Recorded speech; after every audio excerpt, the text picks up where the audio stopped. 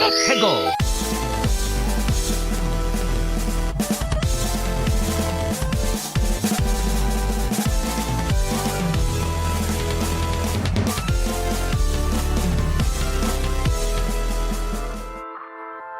Hello and welcome to another episode of Ferret 64 with me, your host, YemmytheFerret, or just Yemmy if you so desire. Welcome in, everyone. This is the your one-stop stop. Your one-stop shop? That's the one. This is your one-stop shop for video game news, occurrences, coming soon, what I've been, gaming stuff, everything. It's pretty much everything video game related. So sit back, relax, put on your headphones, and enjoy the soothing sounds of me talking about video games for hours on end. Because today's episode is probably not going to be as long as last week's, but it's probably going to be comparable.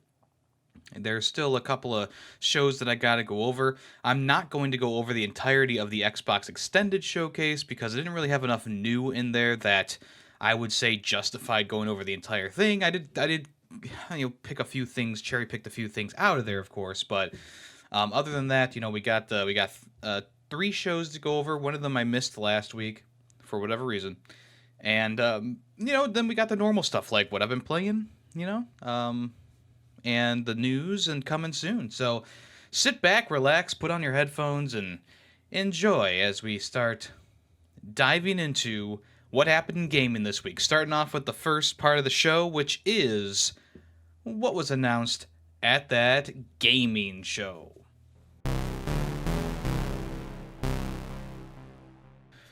Okay, so first up is the showcase that I missed last week, which was the Devolver Direct, did they call it? The Devolver Showcase. And, going into this one, I was excited to see what they possibly had coming out.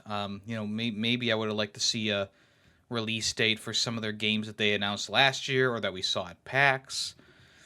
But we didn't really get too much in this show, and it's hard to judge because Devolver is kind of wacky and goofy with their announcements, This one revolved around a fictional character named Volvi, who is coming back, quote-unquote.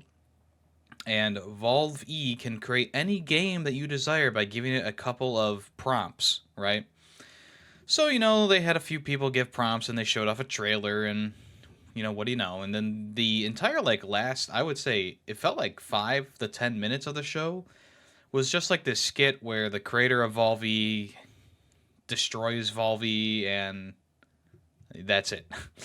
So there weren't too many things to talk about here, so let's just start off with the first thing they showed off, which was Wizard with a Gun, which is a survival action game set in a Western-fused fantasy world where wizards have guns, of course. And I like the I like the idea.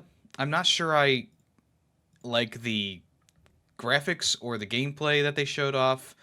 I mean, they didn't really show off too much, but it's a co-op survival game, kind of like Don't Starve, or Bastion, or it even kind of reminds me of Ship of Fools, graphically and kind of gameplay-wise. You use like a gun to shoot various critters in a kind of top-down world, and I just think maybe they needed to put a little bit more atmosphere into this game, because right now all you see is like flat pathways with flat surfaces and endless caverns and some enemies here or there. I think they need to put a little bit more into it before I become interested, but what you're gonna do? I think it looks fine. Wizard with a Gun. I don't believe they had a release date for it, but I believe there is a demo.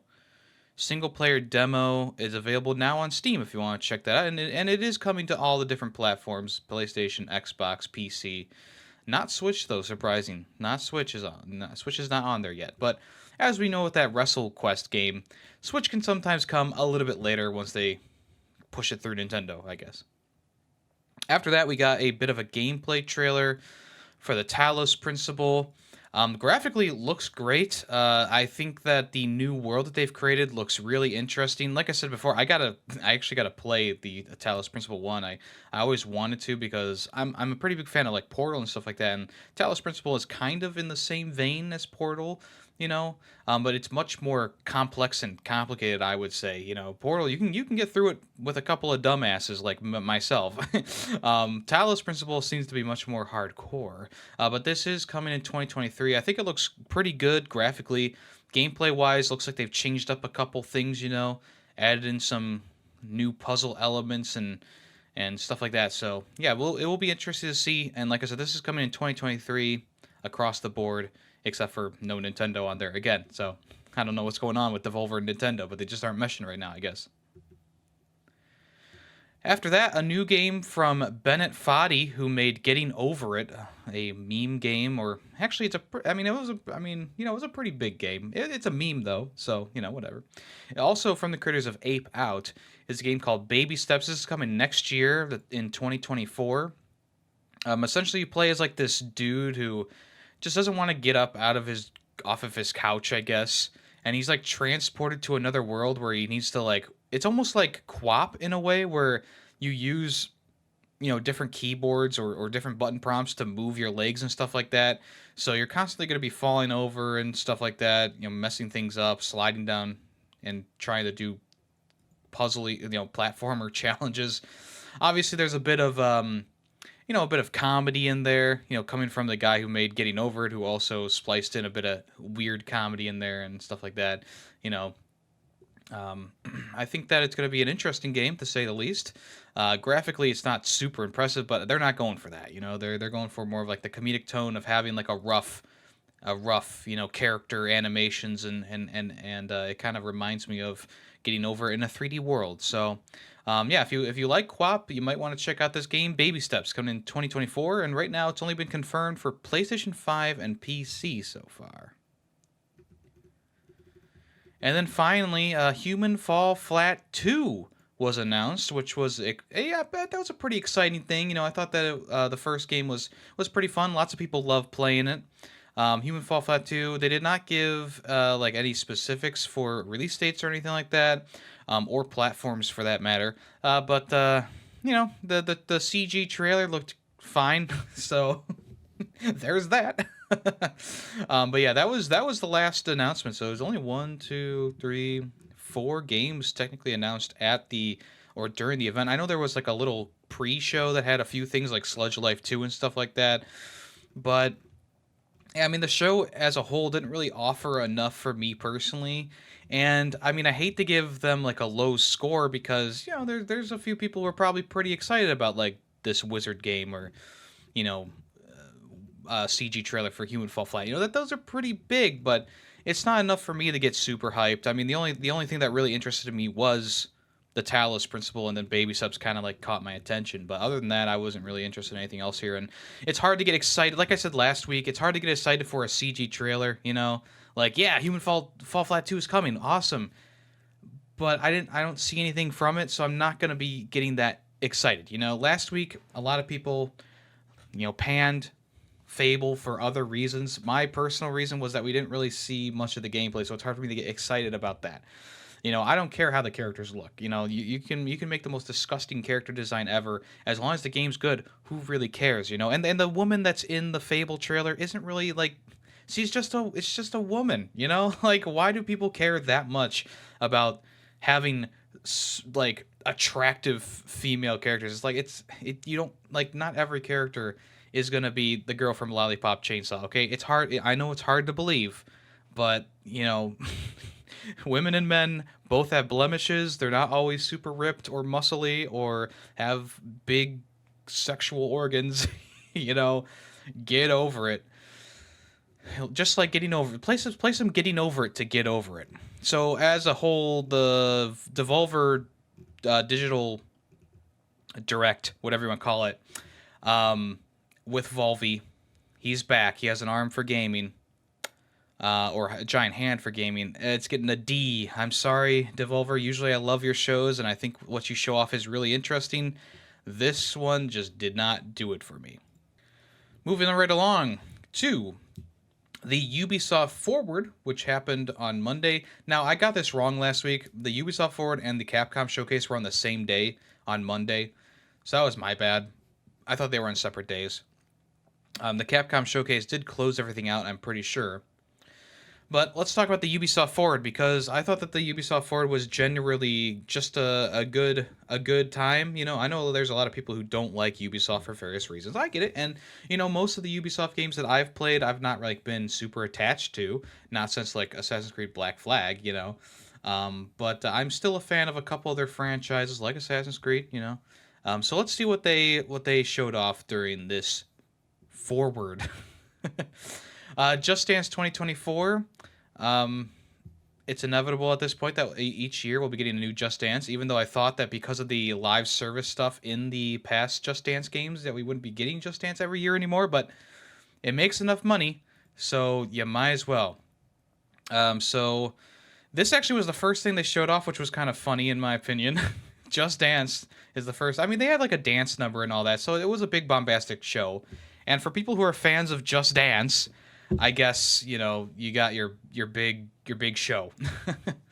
Yeah, so that's coming October 24th.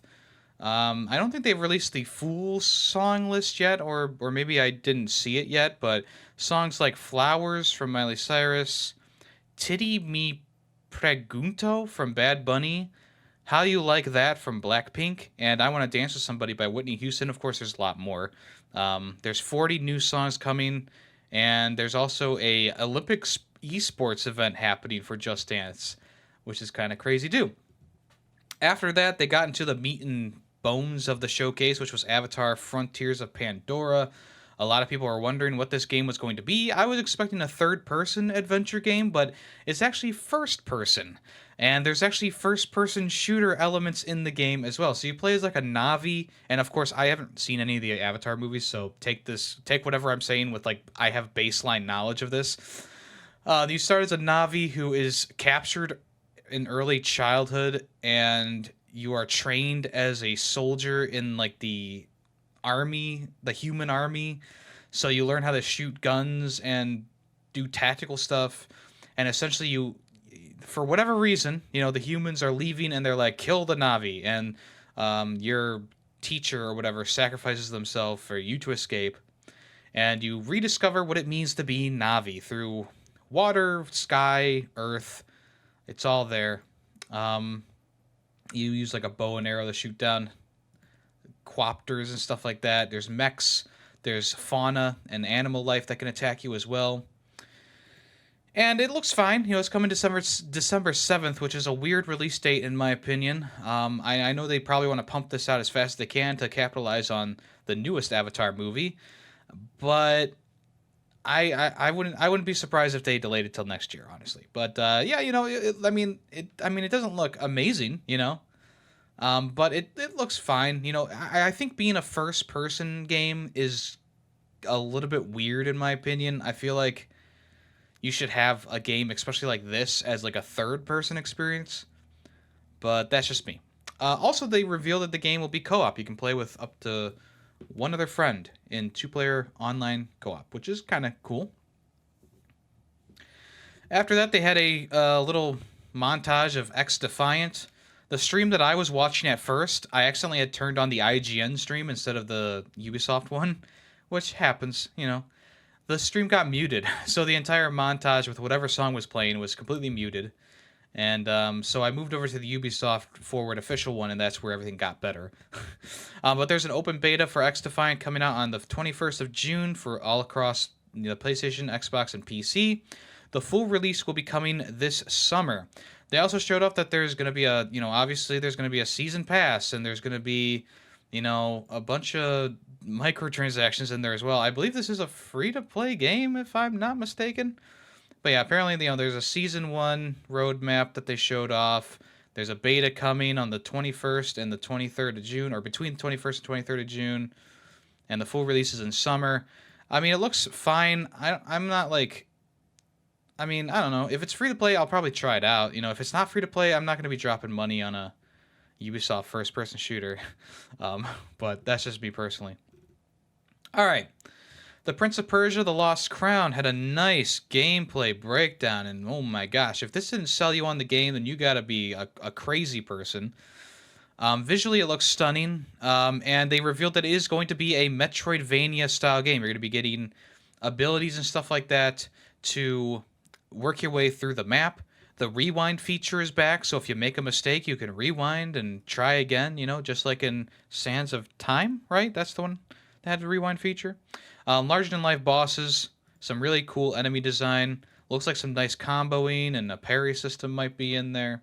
Very much reminiscent of like something like the Assassin's Creed Chronicles games, but definitely like this gen Assassin's Creed Chronicles. It looks a lot better. Looks like it plays pretty cool. So Prince of Persia: The Lost Crown. This is coming next year in January on the 18th. Yes, the 18th of January. And it looks great. If you haven't checked out that trailer, I definitely would recommend doing that because, like, I liked what I saw at the Game Awards, or not the Game Awards, but the Summer Games Fest opening day. But this really did confirm, like, yeah, it's going to be a pretty cool game. And anyone who's disappointed about it being a 2D platformer Metroidvania, shut up. All right, so if you remember, Far Cry 3 had a pretty big expansion called Blood Dragon. It was kind of like a standalone game.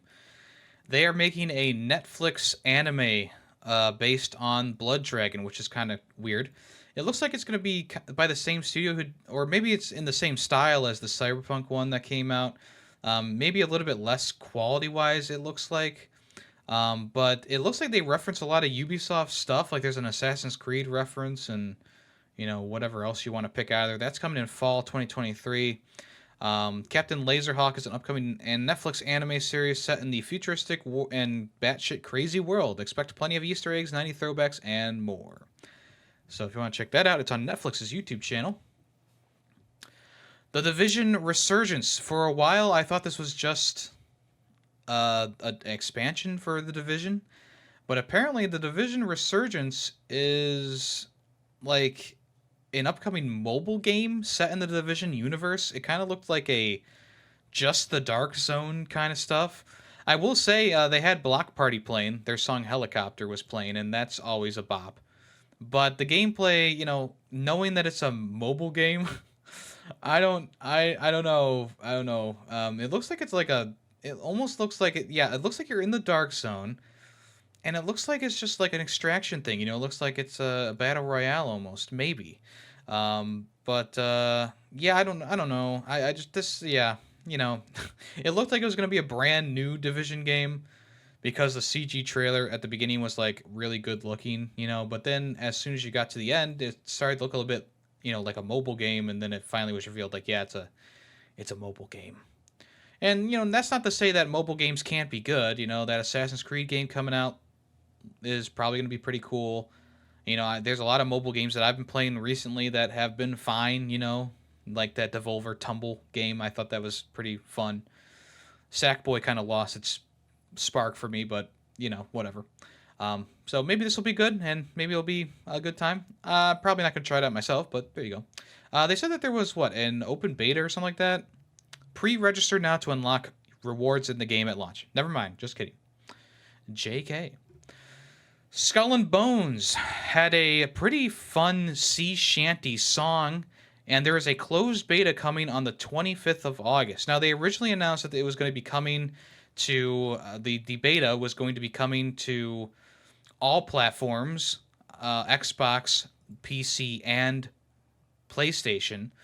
But recently, they said they had to drop the PlayStation and Xbox, so now it's just a PC beta, which is kind of weird.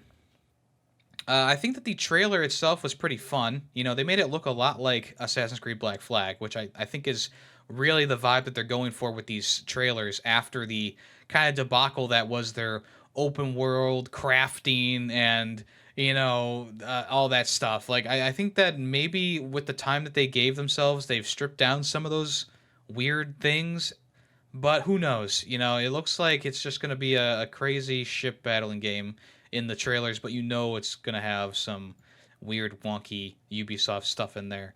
But the closed beta is happening between the 25th and 18th. You can register on skullandbonesgame.com. If you have a PC that could run this game, you might want to sign up for that. If you don't, unfortunately, you're not going to be able to play the beta. But like I said, that's between the August 25th and 28th. They did not say a release date for the game, so that's still to be determined.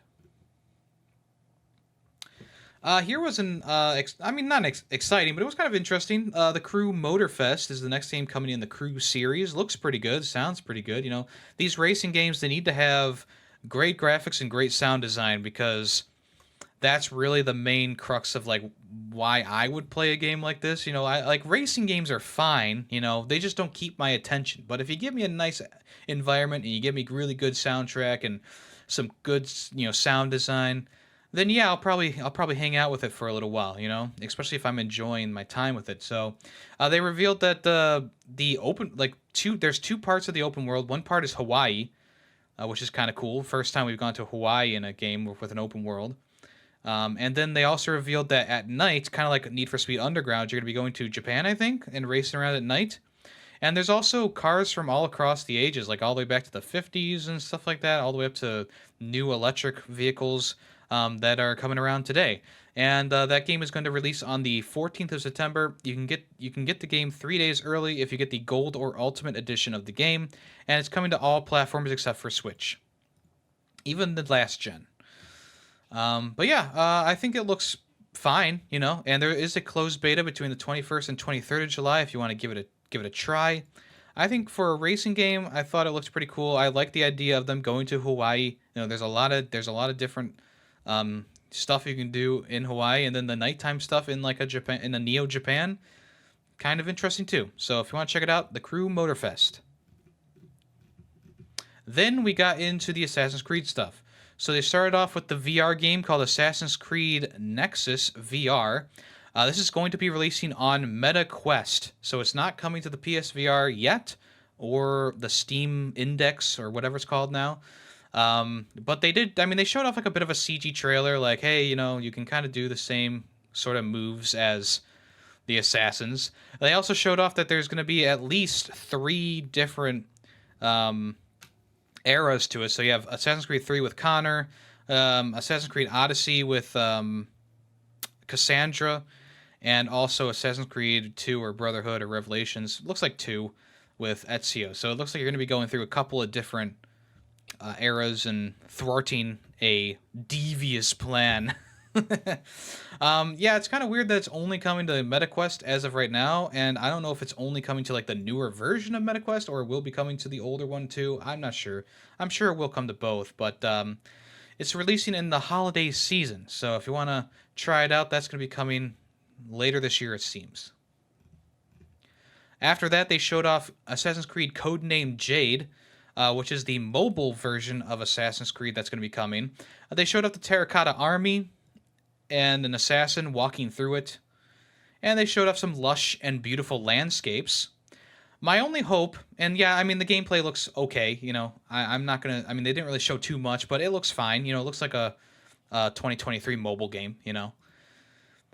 My only hope is that they bring this game to console and they just port it over. You know, you don't have to do anything special. It could just be the phone version with a controller support on a PlayStation or Xbox, okay? I don't think I'm willing to spend hours of my time playing a phone game like this. A big open world phone game with collectibles and objectives and side missions and combat. I don't think I'm willing to do that. Will I try it out? Of course. You know? And there is a beta coming eventually.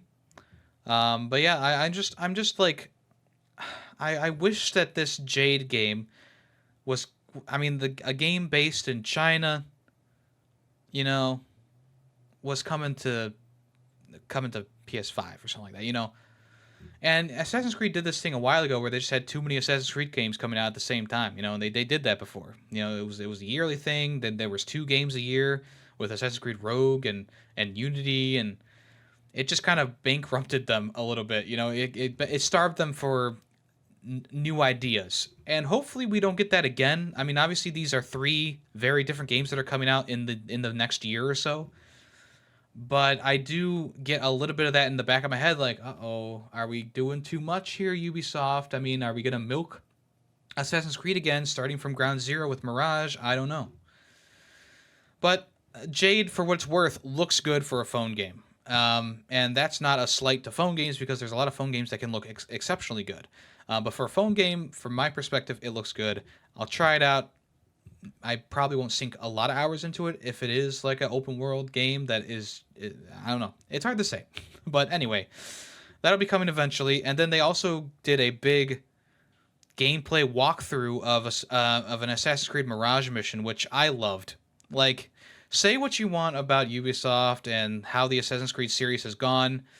If you look at this gameplay, it looks like Assassin's Creed 2, 3, Revelation, in a town, a little bit, a bit more stripped down in terms of like, you know, spectacle and stuff like that. It's not like a huge map, showing off him, the this new character going through this sand swept environment, an oasis environment, and it just looks great. And like, obviously they made this game to harken back to the original Assassin's Creed aesthetic, and it's for me, it's working. This is coming in October, so it's a packed month in October. There's a lot of games coming in October, big games, small games. And hopefully this isn't just buried under the mound of other games coming out. But for me personally, it looks great. I was very happy the entirety of this showcase. This new assassin's ability is more stealth oriented. He can do the action stuff, but he has more stealth oriented abilities like the multiple takedowns, which I think is going to be really cool. It looks like they brought back the RPG elements a little bit. I think that stealth kills are still an insta kill, kind of like in Valhalla. But it looks like there's still like some sort of RPG element because the enemies still do have like numbers over their heads.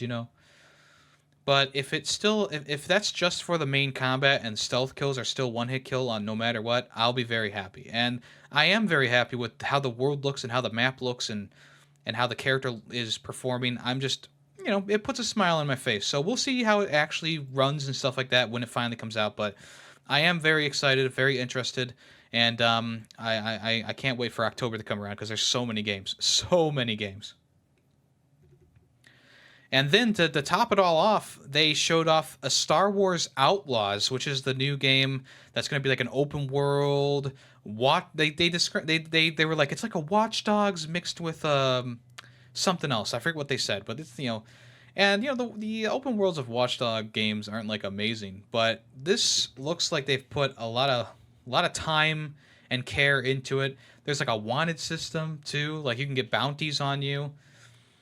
And you play as this like smuggler character, which is cool. They don't have like a lightsaber or anything like that, so it's going to be different from the Jedi Fallen Order and Survivor games. But with Star Wars being what it is right now and being a little bit rocky in a lot of different ways, with the TV shows, with the movies, the games have still been consistently good. We haven't had a bad Star Wars game in a while, I will say. Obviously there's still some stuff in the works, but this Outlaws game looks like it's going to be really good. Survivor was a good game this year. I had a couple problems with it, but it was still a good game in general. And this looks like it's going to be a good game as well. A little bit different because it's a third-person shooter. There's speeder bike segments. I think there might be flying in the game as well as you take to the air.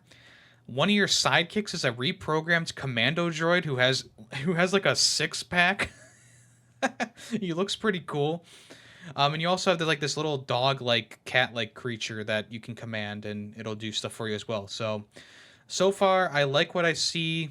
I think that they did a good job with this trailer, showing it off and making it look cool, And I guess the main thing about the game is going to be just running away from the Empire, which is the usual, it's the usual. But yeah, I'm interested to see more of this game, and when it comes out in 2024, I definitely will be picking it up. But yeah, I think it looks pretty good so far, and it's coming. It's coming in 2024. I don't think they officially revealed any consoles and stuff like that, but you can guess it's going to be coming to PlayStation 5 and Xbox Series X and S at least, and PC, I think. So yeah, that was the Ubisoft Forward. I actually really enjoyed it. Yeah, there were a few games in here I didn't really care about, like X Defiant and The Division. But for everything that was kind of meh, there was also something that was like really cool. Like Just Dance was kind of meh, but then Prince of Persia was really cool. X Defiant was kind of meh, but then the crew was pretty cool. You know, Avatar: Frontiers of Pandora wasn't what I expected, but then Assassin's Creed Mirage exactly was what I wanted. You know, the codename Jade looks good. The phone game looks kind of bad. Star Wars Outlaws is really cool looking, and Skull and Bones might be kind of mid. I don't know. So I think it was like an A. I really do. I think it was like an A minus, maybe a B plus. Maybe like a B plus. I think it was a good showcase. It flowed really nicely. They stopped on the things that were interesting, and they kind of went quickly past things that were not as interesting, which is exactly how your showcase should go. Jeff Keighley should take a couple notes, because staying on a subject like an obscure game where you train Pokemon essentially to shoot things, that's not going to be as interesting as the Marvel Spider-Man 2 gameplay that we just had. You know what I'm saying? So Ubisoft, I think they did a good job. It's definitely worth a watch. And if you liked anything in here, check it out on YouTube. And then finally, we had the Capcom showcase, which was on Monday, of course. And honestly, a lot of what they showed off we already knew about, or we already saw the trailers for. And it was kind of disappointing in my opinion. Not only did we watch the same trailer for Path of the Goddess that we saw at the Game Awards, everything else shown off in here we already kind of knew about. We already knew about most of this stuff in here, so there really wasn't anything surprising. The Path of the Goddess trailer, I mean, it looks good. They revealed that it's going to be like a team-based hack and slash or something like that, where you have like little allies with you who can help you out and stuff. So I'm kind of like Wo Long almost in a way, except you're fighting yokai. Well, I guess it is just Wo Long. But anyway, I mean, it looks fine. I mean, they didn't really reveal anything too new about it. Mega Man X Dive Offline. This is a game that was on Android and iOS that was getting shut down, or is shut down. It is coming back on consoles, I believe, in an offline mode. There won't be any online, I guess. Essentially, what you do is you get different characters from the Mega Man universe, and you train them up, and you use them in card battlers or something like that, I think. I want to say that's it. No, it is actually a 2D platformer run and gun. So yeah, I guess you use them in the levels and level them up and stuff like that. I guess this offline version is coming to Steam and phones. So they're taking down the online version and just putting up the offline version. If I remember from people talking about this, apparently it has a bunch of egregious microtransactions in there. So hopefully they turn that off or they slim that down. Resident Evil 4 VR, we got another look at that. It's going to be free DLC with the PS5, so you don't have to pay any extra for that, as we already know. It does not have a release date yet, but I'm guessing it's going to probably be later this year or next year, early next year. But they didn't really show off anything new, like I said. They showed off that it's Resident Evil 4 in VR, and we already had a Resident Evil 4 in VR, and it was pretty good, so I'm guessing this is going to be pretty good too. The one surprise at this showcase was they showed Pragmata, which it's been a little while since they showed the initial reveal trailer, and obviously they changed a few things about it since then. But essentially this is a game where you play as like some sort of like futuristic astronaut looking guy, and you need to like protect this child who has superpowers or whatever. And yeah, I mean, it looks like it's going to be kind of like I don't know. It's going to be kind of weird. That's all I got to say. Now, they did apologize, like, hey, we don't really know when we're going to get this game out there. I know they originally announced 2022, I believe. And then, obviously COVID hit and stuff like that. And then, obviously, there's been some restructuring for the development team, I think. So now the release date is like, we don't know. It's indefinitely postponed at this point, but they are still working on it. And from what we saw, I mean, outside of the CG trailer, it's not much. But, I mean, it looks like it's going to be kind of an interesting Death Stranding-esque experience, except you're a space man with a small child on your back. We'll see. We'll see. Like I said, it looks interesting though, so it's got that going for it. Ghost Trick Phantom Detective has a demo available if you want to check that out. That is available now, I believe, and it's coming June 30th. And the nice thing is the director behind it actually spoke, or he didn't he doesn't speak English, but he told his whole spiel in English for the American audience, or the the English speaking audience, which is actually very nice of him. Very cool gesture. Obviously, he's very passionate about his game, about being a ghost and manipulating stuff and turning back time to save people and all that stuff. And I've heard great things about it on the DS, and we'll see how that translates to console. But like I said, there's a demo out that you'll be able to transfer your progress, and if you get the if you get the pre-order, you'll get some background image sets, which I don't know what those are. But anyway, the demo's available right now. Full release is coming on the 30th of June, so that's pretty soon. After that, there is a remaster of the 3 Ace Attorney games called Apollo, Justice, and Ace Attorney Phoenix Wright. Dual Destinies. Wait, no, hold on. Ace Attorney Apollo Justice, Ace Attorney Phoenix Wright Dual Destinies, and Ace Attorney Phoenix Wright. Okay, Spirit Justice. Okay. So there's 3 games in there getting remastered. Now, there was already re-releases for these games on Steam a while back. I picked them up myself. But these new sprites that they've made, the new artwork they're using, looks pretty good. And I don't think there's voice acting, but I think that people who are fans of Ace Attorney will be pretty pleased with this. So the Ace Attorney trilogy, that's coming in early 2024. And like I said, I think it's already on Steam, so you don't have to wait too long to play it if you don't want to. For Capcom's 40th anniversary, they have a new website called captown.capcom.com, and essentially there's just a bunch of little mini games and museum artwork and stuff like that to check out. I think it looks pretty cool. I haven't checked it out myself yet, but from the trailer it looked kind of fun to kind of mess around with. And like I said, there's lots of Easter eggs and nods to different things in there. There's a few little games to play. So maybe check that out if you want to. After that, Exoprimal had a trailer, and it looks fine. Every time I watch the Exoprimal trailers, I kind of don't like what I see more and more. It started off with me being like, oh, cool, Left 4 Dead with dinosaurs. And then all those Left 4 Dead kind of games came out, and they were kind of disappointing, and I went, oh, great, dinosaurs, Left 4 Dead style. And now, after this trailer, I'm kind of even less interested in this game now. I don't know why that's happened. I think the gameplay looks fine, and the co-op elements look solid, and the story seems okay. But there's just something about it. I'm definitely going to be playing this on Xbox Game Pass, so I don't have to spend more money on it. It's coming July 14th if you want to check it out. The trailer is alright. And then finally, they ended off with Dragon's Dogma 2, which is an action RPG. They definitely seem to take inspiration from Elden Ring in a lot of places, in my opinion, in world design and how you just kind of fight enemies. It's been age restricted. The video's been age restricted for some reason, but it is coming to PS5 and Xbox and PC. Eventually, there's no release date yet. I'm gonna guess it's gonna be coming maybe next year.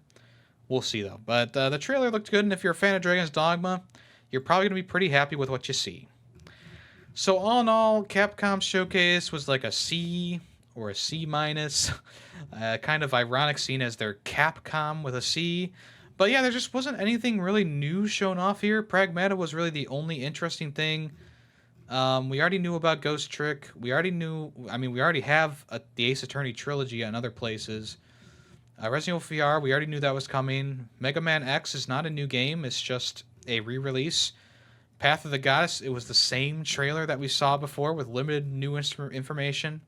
Exoprimal, we've already seen the stuff they showed off. There was a few new story beats in there, but other than that, nothing really new. And Dragon's Dogma 2, we already saw the main reveal at the Summer Games Fest opening day. They did show a different trailer, which is good, but it's not enough for me. So there you go. Any concerns, complaints, or anything like that, don't at me. Okay. Let's move on to what's in the... No. What have I been playing this past week? Got a little bit confused there. with how long we've been talking about the game shows. So, like I said, probably gonna be a little bit less of a timer on this one. You know what I'm saying? Because I really didn't play too much this week. I had a very slow gaming week, even though I had time to play games. I don't know. I was having like a gaming drought in my own brain. I wasn't able to sit down and just play the big ones. So I played a few small games. The first one being Grimace's birthday. Yes, the McDonald's mascot, who I believe is a taste bud. His birthday came around. The birthday meal, the Big Mac fry and birthday shake, actually pretty good. The shake tasted like a blueberry pancake, which I was like, yeah, that's nice. I mean, it's a Big Mac and a fry, so those are good in general. Or we can get a 10-piece meal. This is not a promotional thing. This is not an ad. I'm just saying we got it. It tasted good. And Grimace's birthday, the game, actually pretty fun. It's a 2D Game Boy Color era inspired or Game Boy Advance era inspired game. It's pretty short. It took me about an hour to beat. You can do it 100% pretty easily by getting all the shakes for the party. But it was actually a pretty solid retro platformer. You start off with Grimace. He's on a skateboard. You're grinding on things. You're jumping over things. And then there's like an on-foot section where you can do different things. And there's a section where you have like a bubble. And you're floating in a bubble and collecting things and going through areas. It was pretty cool. And the soundtrack was really good. The sprite and animation work was pretty good. The things that Grimace and his friends were saying kind of cringe. Like there was one where Grimace was like, OMG Raffle L or something like that. It's like, okay. Like I talked that way as a parody, Grimace should not be talking that way, but what are you going to do?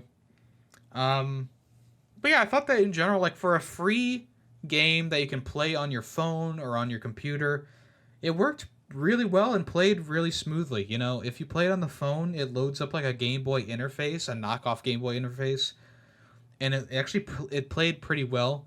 On the computer, you can use your actual physical keyboard, or if you plug in a controller, I think you can map the controls, if I'm not mistaken. But if you want to try it out, I would definitely recommend doing that. I don't remember exactly what the website is, but if you Google Grimace's birthday or go to Twitter and search it, you'll be able to find the link and play it. It was really good. I actually really enjoyed it. And hey, what do you know? The food, the actual birthday shake, pretty good. And it's McDonald's food, so it's going to be bad for you, but it tasted fine too. So Grimace's birthday, a big W in my book. And I finally finished Bleak Sword DX, which came out maybe last week it came out. I talked about it a little bit in last episode, but that episode was so long, So essentially, Bleak Sword DX is a phone game that was ported over to Steam with more content, more control options, etc. It's like a Souls-like game, but it reminded me of like Death's Door or like one of those kind of like top-down, basic hack and slash Souls-like games. Essentially, you have like a 2-hit combo. You can upgrade your character by getting XP, by killing enemies. It's a level-based game. So you start off in Chapter 1, and you fight the enemies in this small, like I would say 10 by 10, maybe not as small as a 5 by 5, but like a 10 by 10 space. That's like a very retro-style Game Boy looking, like 3D graphics Game Boy kind of looking game. And the aesthetic is immaculate. Like it's very dark and dreary, and like there's only like black, white, and reds for color scheme. And I think the developer did a really good job of porting this game over to the PC, making it look great, adding in a few extra things like boss rush modes and challenge modes, and more difficulty settings as well. And as you go through the game, obviously more enemies start showing up. There's a whole slew of enemies in this game who get progressively more difficult. The parry system, as I mentioned last week, it's a bit weird because the animation is so slight and only lasts for like a second. I was able to get used to it for the most part while going through the game, so that wasn't as big of a problem as I thought last week. And I really found the game to be very satisfying. The soundtrack's really good, and I think it's really charming that the developer actually made the sword slashes and monster noises with his own voice. All the whoosh, whoosh, whoosh, he made them all, and I think that that's very charming, and it really does add to the overall aesthetic of the game. The boss fights, strangely enough, not as hard as some of the rooms you encounter. I'm going to be honest. Once I started upgrading my melee, I really was cutting through enemies really fast, but there were still enemy configurations that kept me on my toes, killed me a couple times in a row. And if you die in this game, you lose your XP and you get one chance to get it back by completing the room. If you don't complete the room the second time, you lose any items you were holding or your XP. It's not too hard to get XP back or farm XP by playing older levels, but it's one of those things that kind of keeps you on your toes here and there. But the boss fights, I think the only boss fight that really gave me trouble was the one for the library. I died a couple times to that one. And then there's also this one chapter that's completely on horseback, and you fight like this big beast who's running along beside you. That one also kept me, had me die a few times as well. But the rest of them, it was like a one or two kind of, 1, 2, or 3, I should say, tries, and I got them done. So difficulty-wise, not as bad as I was expecting, but it was still a really cool game. I liked the aesthetics. I liked what they did. I think even though it's very basic gameplay, I think it works. And, if you want to check it out, it's like $10 on Steam, $5 on a sale. I would definitely say check this out, especially if you're a Souls person who just wants something a little bit different, a little bit different. And then on stream, we played and finished Fez, which is a 2D/3D platformer where you can actually change the perspective of the world by rotating your camera, and the little Fez guy will follow you. And it's pretty much just a platforming game. It's good. I thought it was a good experience. The music was pretty good. The one thing that really stuck out to me was the map. Like, if you open up the map, it's just the most confusing map I've ever seen. I get it. The whole world is cubes, and all the areas you go to are square shaped, and maybe make that map a little bit less confusing. Also, the obscurity of some of the puzzle solving in this game really was a bit of a detriment to it as well. There's some areas where you go there and it's like, okay, now do L2, L2, L2, R2, R2, R2, up, down, jump, B, or whatever. And it's like, how would I have known this? Unless I had looked it up. I tried looking up the solution online for one of them and like just seeing like the whole process, and there was no process. The guy went into the room and did the controls thing, and then the thing spawned, and I'm like, okay, so how did he figure out that this was the exact thing you need to do? I don't know. There are treasure maps and stuff you can find that have clues on them, but I don't think it's enough for me personally to give the game a break. I feel like it definitely needed more explanation on those puzzles. I will tell you that much. But for the most part, the platforming, the gimmick of moving, turning your screen around and finding new things in the environment, pretty good. And I would give it a B tier. I think it's good, and you should definitely check it out if you have it on PlayStation Plus. So yeah, I thought it was fine. It's a fun little experience. So check that out, Fez. I've had it on PlayStation Plus for quite a while, and I finally got around to playing it. And that is what we're doing right now on stream. We're playing through games that are PlayStation Plus games that we got that I never played or never finished. Right now we're playing Styx, Master of Shadows, which seems like it's going to be at least a 4-stream kind of game, maybe even 5 streams if we run into more problems. It's a janky stealth platforming game, better than Gollum, I'll give it that, but very, very janky, kind of obscure at times.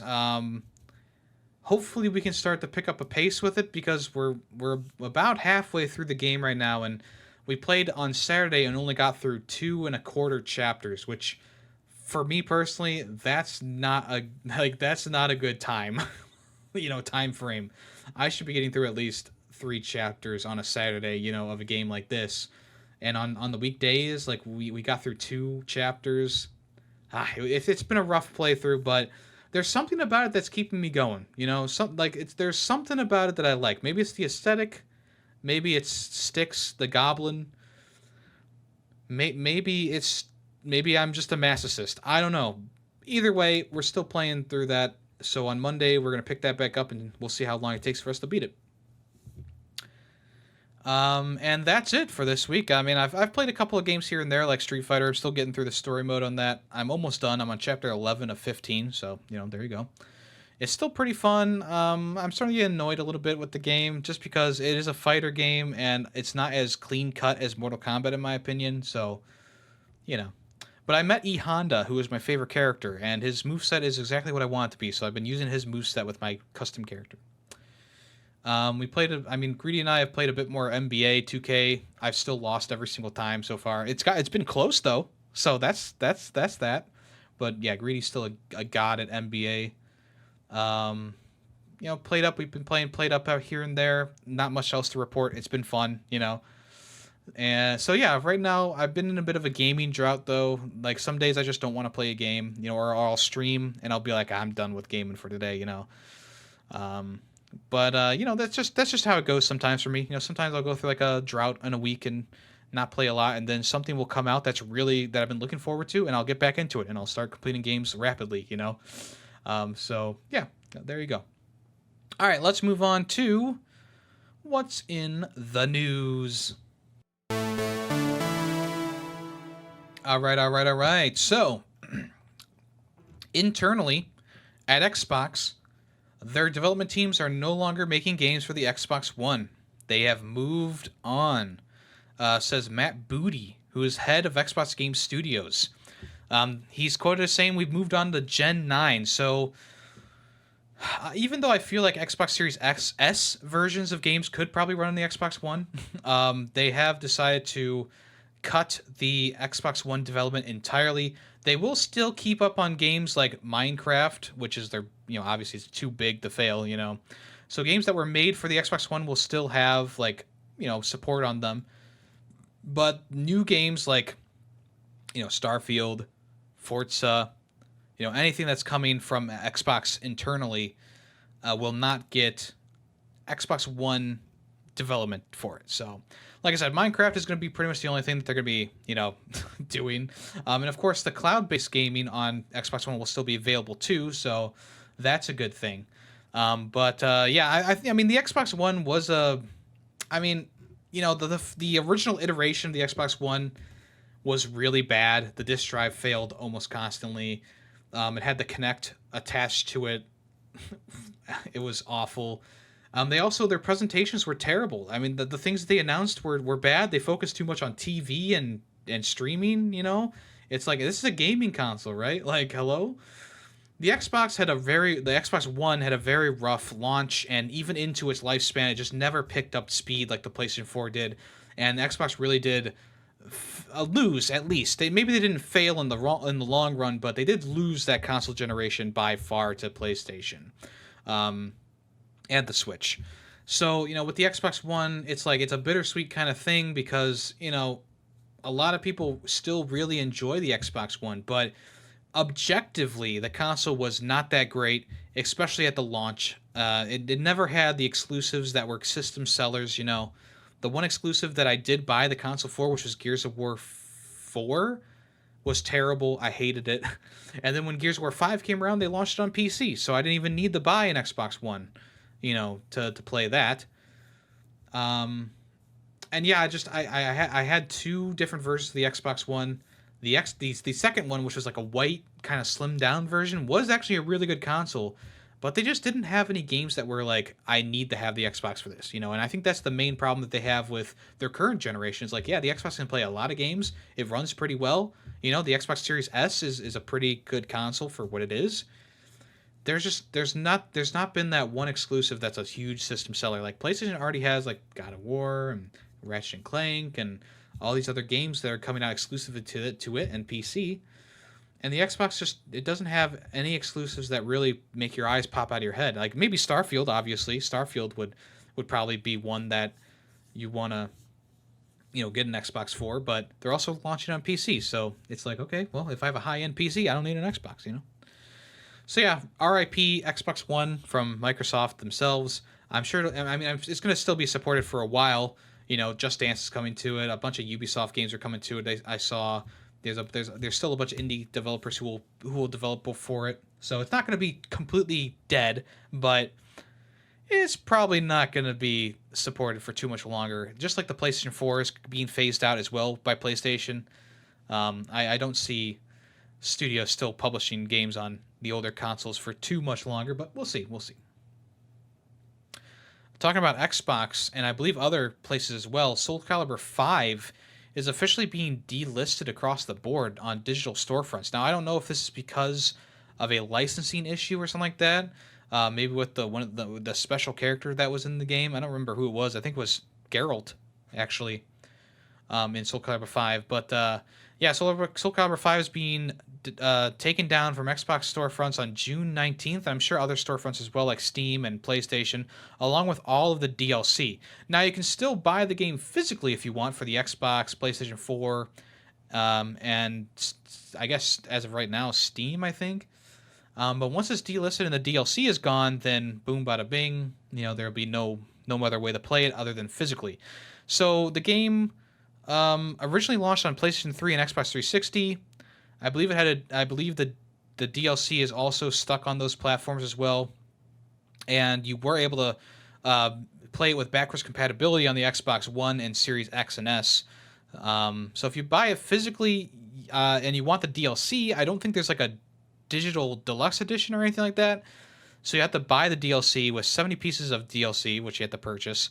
You need to grab it before it disappears on June 19th, which is actually tomorrow as I'm recording this, so I apologize if this is new news. I apologize.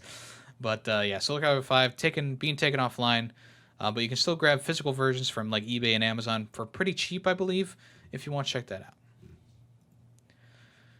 Starfield. It's been announced that the game is going to run at 30 FPS across all platforms. I think it has uncapped frame rate on PC, but on the Xbox systems, it's going to be capped at 30 FPS for now. Now, the last game to do that was Redfall, and we all know how that came about. The nice thing is 4K on the Xbox Series X, so that's going to be a nice thing. But running at 30 FPS, I mean, you might not be able to notice it for the most part, but there's always that smoothness that comes with 60 FPS games that 30 FPS games never really had. It's definitely noticeable, but it's not going to be a thing that deters me from playing the game personally. 30 FPS is usually fine for most things. But on the Series the Series S, it'll run at 30 FPS and 1440p. So it's definitely sacrificing a little bit for the Xbox Series S, even though Todd Howard says that the game runs perfectly fine on the Series S. We've heard it before. But yeah, they don't want to sacrifice any of the game's huge open world fidelity when it comes to Starfield's frame rate. Always with they're quoted as saying, always these huge open worlds, fully dynamic, hyper detailed, where anything can happen. We want to do that with 4K on the Xbox Series X, 1440 on the S. We have to lock it at 30 FPS because we want that fidelity and we want all the stuff. We don't want to sacrifice any of it. Fortunately, in this one, we've got it running great. It's often running way above that. Sometimes it's 60, but on consoles, we do lock it because we prefer the consistency. We're not even thinking about it, and we need that headroom because in our games, really anything can happen. So there's no performance mode announced for the Series X yet. I'm guessing that there'll be a 60 FPS patch in the future. And then the funny thing is, I love Phil Spencer, but he comes out and says, "Oh, it was a creative decision to put Starfield at 30 FPS." No, it fucking wasn't. It was a restriction. It's obviously a restriction. You want it at 4K, so you put it at 30 FPS to make that happen. You want it at 1440p, so you put it at 30 FPS for it to happen right now. I'm sure that there's patching and stuff that you can do to get it working and running smoothly on a 60 FPS, but having 30 FPS is definitely not a creative decision. Phil Spencer, you're just lying right now. I'm sorry, but you're just lying. They right here, I just read that they wanted to keep the fidelity of the game, so they locked it at 30 FPS. Where is that a creative decision? That is not a creative decision. I'm sorry. Phil Spencer, this was a bad take. And you should feel bad. Well, yeah, you should feel bad. Anyway, let's move on. So, a part of that extended Xbox showcase, they showed off that Hi-Fi Rush was getting a free update on Xbox in July. Essentially, the new BPM Rush mode will task players to battle waves of enemies to music with a steadily increased BPM, which means beats per minute. As you defeat each wave and tackle toughened up new foes, the BPM will increase speed in the next level up to a whopping 200 beats per minute. In power-up tower-up mode, players take on a rhythm tower challenge with new twists. Power-up tower-up introduces updates and bugs between rounds. Upgrades boost Chai's stats and provide other helpful boons, but at the cost of a lowered score multiplier. Bugs, meanwhile, boost your score potential and get you closer to the stylish S ranks, but at a cost. In addition, the update introduces new special attacks, challenges, and cosmetics, photo mode features, secrets, and more. This is a good new addition to an already great game, so we'll see how this adds on and builds up from that. And then the other thing I cherry picked from the Xbox showcase that was extended, High on Life, which was the Xbox Game Pass exclusive for a little bit there. Actually, it was on PC too, so it wasn't even exclusive. But anyway, High on Knife is the DLC paid expansion that's coming soon to the Xbox Game Pass hit. The team says that High on Knife will be a bit spookier than you may be expecting from High on Life. They warn players not to be too surprised when some weird stuff pops up and scares your hair. Your hair white? Oh, they've taken High on Life to High on Life spooks. Cringe. High on Knife is set 2 years after the original High on Life ended, so this DLC is a continuation of the main game with quirky, goofy talking weapons and non-stuff from High on Life. Squanch Games has also provided a sneak peek at 2 of the DLC guns, one called Harper and the other called Ball, which will be added to the lineup, with Harper being voiced by Sarah Sherman of Saturday Night Live fame. So yeah, I thought the game was like a C tier at best. It wasn't great, and I'm surprised that they didn't put this on the main show, but it's probably because of the controversy surrounding, the person who's behind Squanch Games. If you don't know, it's not Seth Rogen. It's Rick and Morty guy. Justin Roiland. He's been embroiled in some controversies. So maybe that's why they didn't put it in the main show, but that being said, I think from the trailer, it looks fine. I don't think I'm going to play it, though, because I wasn't a big fan of the game itself. All right, let's go ahead and move on to the final part of the show, which is what's coming soon.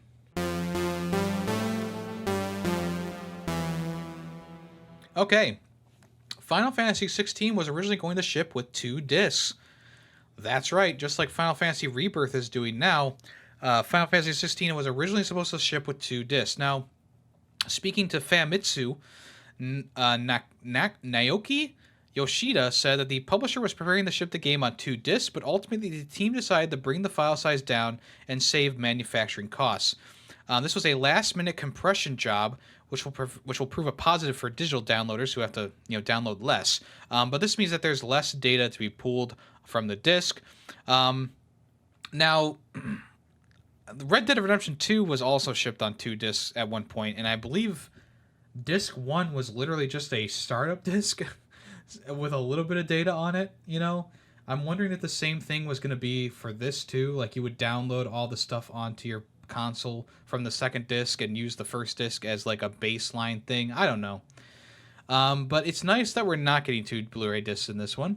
That also means that the game is going to be pretty massive if it's pushing 2 discs. Either way, there is going to be a day 1 patch that you need to install. Right now, they say it's around 300 megabytes. I don't think that's right though. But yeah, I thought that was just kind of interesting that the game was originally going to be on 2 discs. So now they put it down to 1 disc. So hopefully they didn't do too much compressing because sometimes that can cause some problems. But yeah, we'll see. Dead Island 2 has officially mapped out its roadmap per se. It's not a big roadmap, but it's got some stuff on here. So the first DLC that's going to be coming is called House, spelled like Haus. And that's going to be coming Q4 of 2023. House has players exploring how a billionaire would go about surviving the zombie apocalypse and involves a techno death cult, debauchery, and of course gore. And then the second DLC is going to be from Sola Festival, which is coming next year in Q2 of 2024.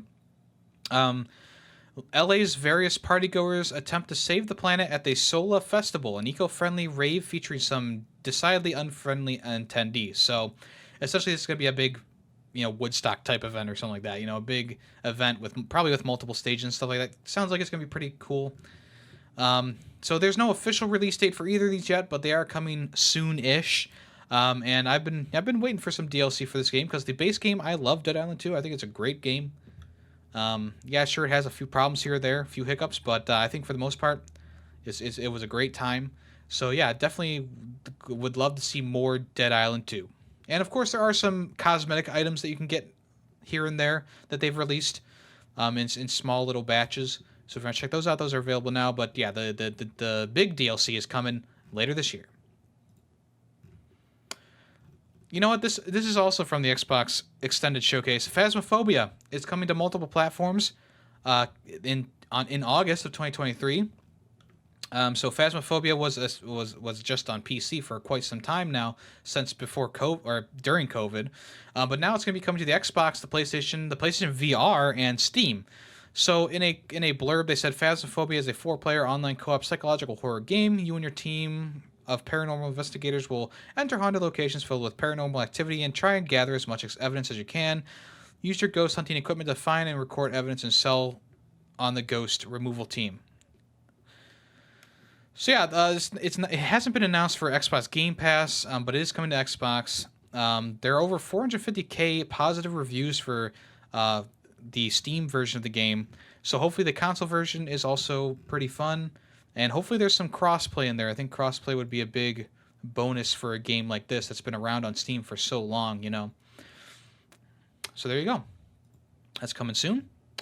The Power Wash Simulator SpongeBob DLC is coming soon as well. June 29th will be the new SpongeBob SquarePants themed Power Wash Simulator game or mode, I guess you could say. This is a premium DLC, which is going to be coming out on June 19th. You get to hose down some of the famous locations like Conch Street, including SpongeBob's Pineapple, the Krusty Krab, and other well-known vehicles like the bus from the show. It'll adopt the cartoon's visual style and even comes with a new set of trophies and achievements to unlock if you're a fan of those. With 6 new missions in total, the DLC is going to cost about $8. But yeah, that'll be a pretty fun little thing, I think. They've completely reskinned the game, a new actual like power washing nozzle thing. They definitely put some time and care into this, and I think that's going to be pretty fun. So if you want to check that out, June 29th, $8. Moving Out 2 is coming in August. This is the sequel to Moving Out, which was pretty fun. I think that was a pretty fun party game where you just kind of move things around. This one, they're adding an online multiplayer, which is a big thing that people wanted in the original game. And it also has like more mini games and locations and stuff like that to go to, more houses and weird goofy gimmicks. I think that it's going to be a pretty good sequel. That's coming August 15th across all platforms. If you want to check that out, the trailer is on Team 17's YouTube channel. The Lara Croft collection is finally launched on Switch on June 29th. This was originally showed off quite a while ago, but I think got delayed multiple times for whatever reason. But these are the top-down Lara Croft games, so don't be expecting 3D action shooting adventure like in the remakes and stuff like that in the new series. So this has both Lara Croft and the Guardian of Light and Lara Croft and the Temple of Osiris. Both of these are coming June 29th. And it's in a collection, and it's going to be available for about $25 on the Switch and Nintendo eShop. So if you want to check that out. Like I said, this is the top-down co-op game, so I think there's up to 4-player co-op. I believe these games were free on PlayStation Plus at once. I probably should add it. If I didn't, I should add it to my list of PlayStation Plus games because it is a PlayStation Plus game. There's 4 players, 4 characters to choose from, each with their own, I guess, gameplay style. It is top down, so it's much different from what you might know. It's more of like a hack and slash or a shoot 'em up kind of game. But yeah, these games. I think I played a little bit of one of them back in the day. It's definitely better with friends, but you can play it solo if you want to. And I think there's some pretty cool set pieces that pop up here and there. All in all, though, maybe not worth the full price tag, but definitely on a sale, I think it'd be worth it. Alrighty, more Nintendo news. Nintendo has expanded its Switch Online GBA library with Fire Emblem. Fire Emblem, the Blazing Blade, is coming the 23rd of June. This is like one of the first Fire Emblem games, if I'm not... This is actually the first installment in the series that was released outside of Japan, and also featured the debut of Lyn, who also happens to appear as the emblem of Blazing in the new Switch release in Fire Emblem Engage. There's permadeath in the game too. Here's a little bit more about it. In Fire Emblem, the nation of Lycia stands on the precipice of war after centuries of peace. Turmoils grow as noble houses plot treason, allies become enemies, and armies stand poised for combat. All while a mysterious figure manipulates empires from the shadows. Over the course of the story, you'll gather heroes to your side, train them to excel with a wide array of weapons and classes, and further hone their skills on the battlefield. In battle, strategize your course of action around the variety of terrain and conditions. Then take command of the field and lead your units to victory while fulfilling specific objectives. But be warned, in this Fire Emblem game, your soldiers meet their end and they're gone forever. So this will probably be a good use for the save feature, the new save feature for the Nintendo Switch Online service. Save before a battle. If something goes horribly wrong, you can restart, I know there's people who would, point their finger and wag it and say, no, no, no, no, no, that's save's coming. It doesn't really matter. Saving in games like these, or using the rewind feature, I believe makes the games more palatable to a newer audience. And if you want to get people into Fire Emblem or want people to play this game, allow them to use the save feature. That's all I'm saying. The GBA release for Fire Emblem was actually previously re-released on the Wii U eShop in 2014. And in April of this year, celebrating the 20th anniversary, they released one of the games for a limited time as well. Japan will also be receiving the game The Binding Blade, which features Roy, and that came out in 2002. So Japan's getting two different Fire Emblem games while we're still getting one. Maybe we'll be getting the other one eventually down the road. I guess we'll have to wait and see. Here are 27 games coming to PlayStation Plus and Premium tiers in the month of... At the end of June, I should say. So at the end of June, we're going to be getting Far Cry 6... I'm sorry, here's your PlayStation Plus extra games. So, Far Cry 6, TMNT Shredder's Revenge, which is crazy because that's leaving Xbox Game Pass. So, just in time for that DLC to come out, it's coming to PlayStation Plus extra. Rogue Legacy 2, Inscription, my game of the year from last year. No, not last year, 2 years ago. my timetable is off. Solstice, Tacoma, Deus Ex Mankind Divided, Killing Floor 2, Lonely Mountains Downhill, Vampire the Masquerade Coteries of New York, what the fuck?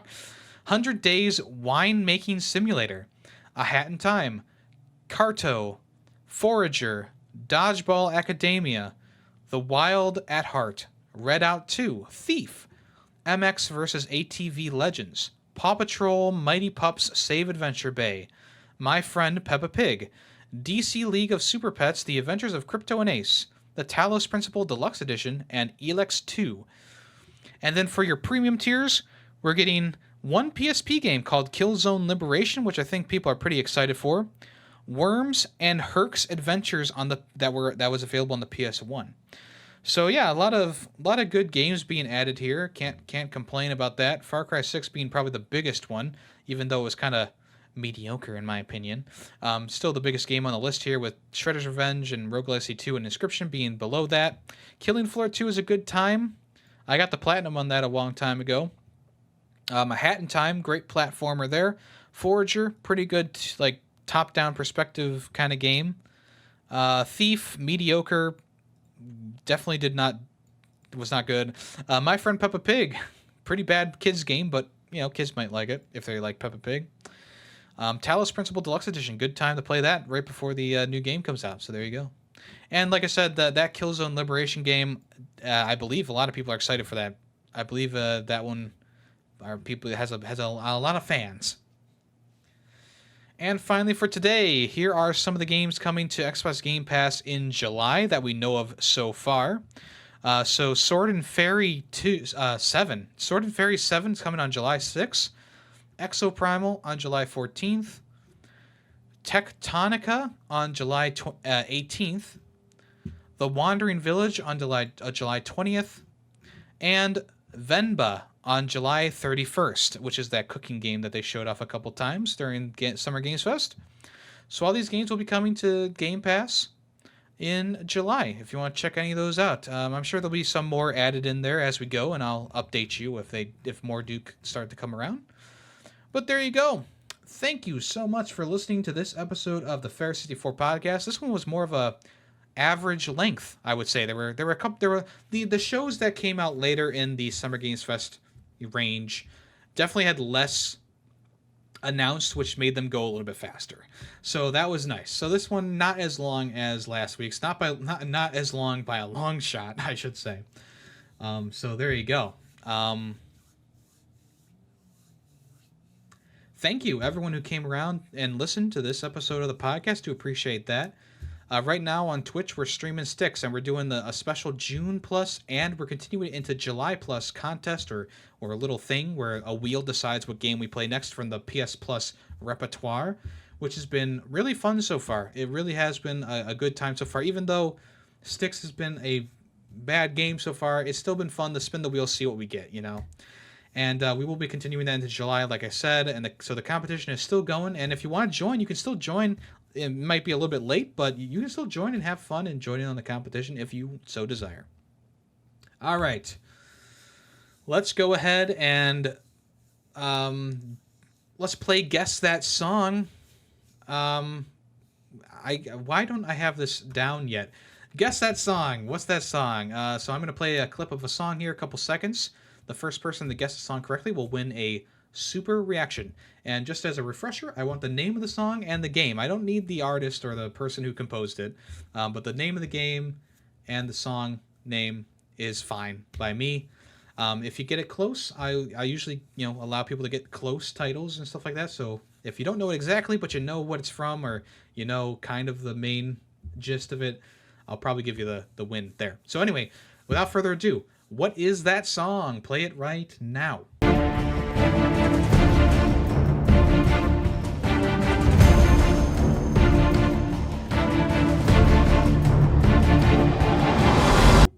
Okay, if you know the name of that song, let me know in the Discord, in the Ferret 64 section of the Discord.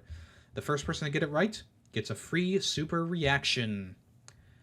And of course, if you want to check out anything else that I do personally, on top of Ferret 64, the video game podcast, I have a movie podcast where I talk with a couple of friends about movies called Film Freaks with a Z at the end. The latest episode is about Oh Brother, Where Art Thou? And the next episode is going to be about Rumble in the Bronx. If you want to check either of those out, they release every 2 weeks. Also, want to check me out on Twitch at YemmytheFerret. I stream Monday, Tuesday, Thursday, and Saturdays. And then anything else that I do, it's all at YemmytheFerret, whether it be on Twitter, YouTube, YouTube VODs. I have VODs as well. YemmytheFerret VODs is the VOD channel, where I am also uploading shorts as well, if you want to check those out. I'd appreciate that. All right, y'all. I am YemmytheFerret. I'll talk at you next week. Have a good one. Bye-bye. The Ferret 64 podcast is owned and edited by YemmytheFerret. The song Nightshade, used in the intro and outro, is owned by Adhesive Wombat. Small sound clips during the podcast were made by YemmytheFerret. News sources include NintendoLife.com, PushSquare.com, and PureXbox.com. All opinions video game related are my own. Thank you for listening.